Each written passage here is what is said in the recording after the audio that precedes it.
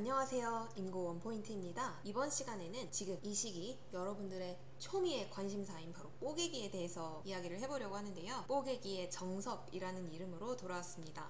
뽀개기를 왜 해야 되는지, 누구랑 해야 되는지, 어떤 일정으로 해야 되는지 그 모든 것에 대해 정리를 해보고자 해요. 완벽한 계획 그리고 완벽한 실행, 그 끝에 달콤한 성공의 결과가 있을 거예요. 그래서 정말 중요한 9월과 10월을 보다 효과적으로 보내기 위해서 꼭 한번 들으시고, 이미 계획을 세우셨다면 좀 조정을 하시거나 아니면 아직 세우기 전이라면 이걸 참고하셔서 계획을 잘 세우셨으면 좋겠습니다. 바로 시작할게요. 먼저 뽀개기란 무엇인가에 대해 이야기를 해볼 텐데요. 제가 생각하는 뽀개기는 정말 효율적이게 배운 내용을 빠르게 여러 번 반복하며 정리하는, 하지만 많은 분들께서는 이렇게 머리가 뽀개질 것 같다 라고 많이들 생각을 하셔서 뽀개기라는 이름이 붙었다고 할 정도로 사실 그렇게 쉽지만은 않습니다. 하지만 그럼에도 해야 되는 이유가 있는데요. 바로 감을 유지할 수 있기 때문이에요. 제 강의를 많이 들으시거나 제 책을 보신 분들은 많이 아실 바로 그 감유지 스터디인데요. 거기서 이름을 따와서 이렇게 이유를 적어봤습니다. 감유지도 마찬가지예요. 뽀개기도 마찬가지고, 이렇게 계속 줄줄줄 세고 있는 이 12개의 독에 물을 계속 부어야 돼요. 그런데 우리가 원문을 계속 보거나 천천히 공부를 하다 보면 국어를 분명히 했을 때는 완벽한 느낌이 드는데 어느새 체육 실과할 때쯤 되면 잊어버리고 없다는 거죠. 기억이 하나도 안 나요. 그러고 이제 다시 또 실과 채워가지고 다시 국어로 돌아오면 다시 또 실과 까먹고, 이런 상황이 계속 반복이 됐을 거예요. 정말 많이 공감을 하실 것 같아요. 괜찮아요? 지금 다 누구나 그래요. 그런데 이제부터는 그러면 안 된다는 거죠. 이제부터는 좀 천천히 이걸 물을 부어서 완벽하게 채우려고 하지 말고 빨리빨리 물을 부으면서, 넘쳐도 상관없어요. 물이 다 안 들어가도 상관없어요. 빨리빨리 물을 부으면서 모든 거에 물이 일정 이상 계속 채워져 있는 상태를 유지해야 된다는 거예요. 그럼 이걸 누구랑 해야 되느냐? 일단 두 가지 종류가 있는데 두 조건을 모두 만족하면 정말 좋겠죠. 근데 이제 안 되면 둘 중에 하나라도 조건을 만족시키면 됩니다. 첫 번째, 가장 편한 사람. 두 번째, 같이 공부를 안 해본 사람. 가장 편한 사람이랑 했을 때는 뭐가 제일 좋냐면 내가 필요한 것에 대해 가감 없이, 불편함 없이 이야기를 할 수가 있어요. 나 이 부분 조금 더 했으면 좋겠어. 아니 우리 시간 조금 이렇게 해보는 거 어때? 하고 좀 편하게 말을 할 수가 있는 거죠. 그리고 좀 내가 헷갈리는 거에 대해서 조금 더 이야기를 해볼 수도 있고, 질문하는 것도 눈치 안 보고 계속 할 수가 있죠. 그동안 같이 공부를 안 해본 사람, 그동안 같이 스터디랑 이런 거를 해본 적이 없던 사람이지만 마지막으로 뽀개기를 하면서 내가 혹시라도 빼놓은 관점이 있을까봐 마지막으로 체크를 한다는 장에서 이렇게 그동안 같이 공부를 해보지 않은 사람과 함께 하는 경우도 있어요. 그래서 두 조건을 모두 만족하면 제일 좋겠지만, 그렇지 않다면 하나라도 만족을 시키면 하면 됩니다. 중요한 것은 중간에 교체가 어렵다는 거예요. 뽀개기 스터디 1은 정말 모두가 신중하게 결정을 하는 부분이에요. 대개 본스 내에서 4명 본스에 둘둘 이렇게 구하고 그냥 끝나는 경우도 많아요.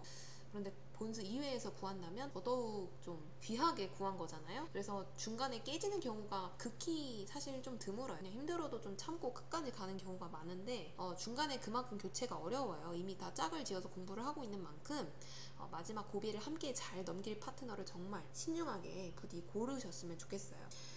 제가 이제 책에서는 3월 초, 5월 중순, 8월 말, 그리고 마지막 9월 중순에 고비가 찾아온다고 말씀을 드렸어요. 그래서 이때가 진짜 마지막 고비이기 때문에 이때를 현명하게 잘 넘길 파트너를 신중하게 고르셨으면 좋겠습니다. 그럼 일정표는요, 참고만 하세요. 제일 중요한 건 같이 할 뽀개기원과 정말 긴밀하게 협의를 해야 되는 거예요. 제 일정이 완벽한 것도 아니고 누구에게나 맞는 것도 아니에요. 그래서 정말 참고만 하셨으면 좋겠습니다. 그래서 제 일정표는 이렇게 됩니다. 9월 중순부터 시작을 했어요. 아마 추석 전에 시작을 했던 것 같은데 보통 그때 전후로 많이 시작을 하십니다. 이거 퍼가실 때 출처 꼭 남겨주시고요. 보시면 아시겠지만 처음에 2주 동안은 길게 봤고요. 그리고 일주일로 이걸 반으로 접어서 진행을 했어요. 그렇게 2번 반복하고 그걸 더 줄여서 5일 2번 반복한 다음에 다시 일주일로 늘렸습니다. 제가 여기서 드리고 싶은 말씀은 크게 두 가지인데요. 첫 번째는 텀을 길게 했다 줄였다, 길게 했다 줄였다 이렇게 하셔야 돼요. 한없이 계속 줄여가거나 계속 길게 유지하시면 안 됩니다. 그 이유는 길게 했을 때는 조금 넉넉하게 좀 꼼꼼하게 보실 필요가 있고요. 좀 짧게 했을 때는 속도감을 높이면서 좀 키워드 위주로 빠르게 아웃풋하면서 조금 더 감을 빠르게 유지를 해야 되거든요. 그래서 너무 길게만 하셔도 안 되고 너무 짧게만 하셔도 안 돼요. 계속 중간에 텀 길이 늘렸다가 다시 또 줄였다가 또 늘렸다가 이렇게 하셔야 됩니다.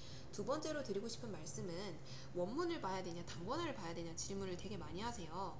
뽀개기인데 원문을 사실 보는 건 정말 쉽지가 않아요.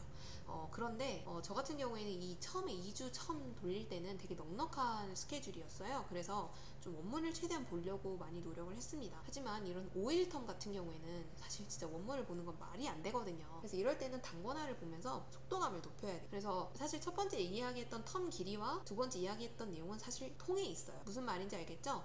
길게 볼 때는 원문을 보면서 조금 혹시라도 내가 놓친 건 없는지 챙겨 가셔야 되고, 짧게 볼 때는 좀 단권화로 보면서 속도감을 높이면서 그 밑빠진 독의 물을 조금 더 빠르게 채우실 필요가 있습니다. 그러니까 두 가지 장점을 모두 취하셨으면 좋겠어요. 그렇다면 하루 일정은 어떻게 됐을까? 뽀개기 말고 다른 공부는 어떤 걸 하셨을까 궁금해 하실 텐데, 제 하루 일정표는 보통 이렇게 진행이 됐던 것 같습니다. 논술, 본술을 제외하고는 전부 다 이제 개인 공부 아니면 오답노트 만들기를 진행했어요. 저는 사실 뽀개기를 뭐 하루 종일 만나서 친구랑 대화한 게 아니라 개인 공부 중간중간에 1시간 반 정도, 2번 정도 집어넣어서 자습과 스터디 균형을 그렇게 맞춰갔어요. 저는 뭐 어떤가 하나를 1시간 반 이상 하면 집중력이 엄청 흐트러지는 스타일이라서 자습이든 스터디든 1시간 반 이상 넘어가지 않게 항상 잡았거든요.